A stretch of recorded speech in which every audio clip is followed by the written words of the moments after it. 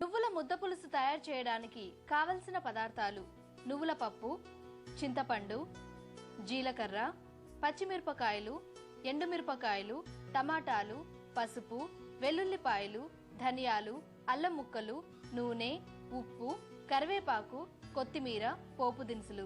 నువ్వుల ముద్ద పులుసు తయారు చేసుకునే విధానం: ముందుగా మిక్సీ జార్లో 1.5 కప్పు నువ్వులు, ఎండుమిర్చి, 1 టీ స్పూన్ అల్లం ముక్కలు, 5 వెల్లుల్లిపాయలు, కొద్దిగా నీళ్లు పోసుకుని మిక్సీలో మెత్తగా గ్రైండ్ చేసి బౌల్లోకి తీసుకోవాలి. ఇప్పుడు స్టవ్ వెలిగించి పాన్ పెట్టి 4 టీ స్పూన్ల నూనె వేసి కాగాక 5 ఎండుమిర్చి, ఆవాలు, జీలకర్ర, మినప్పప్పు, కరివేపాకు, 10 వెల్లుల్లి రెబ్బలు, 1/2 కప్పు ఉల్లిపాయ ముక్కలు, 4 పచ్చిమిర్చి వేసి ఫ్రై చేయాలి. ఇలా ఫ్రై అయిన దాంట్లో 1 కప్పు టమాటా ముక్కలు, ఇందాక గ్రైండ్ చేసిన పేస్ట్, చిటికెడు పసుపు, తగినంత ఉప్పు వేసి కలుపుకొని మూత పెట్టి 10 నిమిషాలు మగ్గించాలి.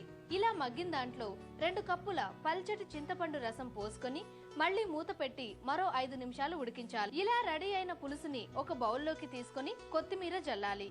అంతే, నువ్వుల ముద్ద పులుసు రెడీ.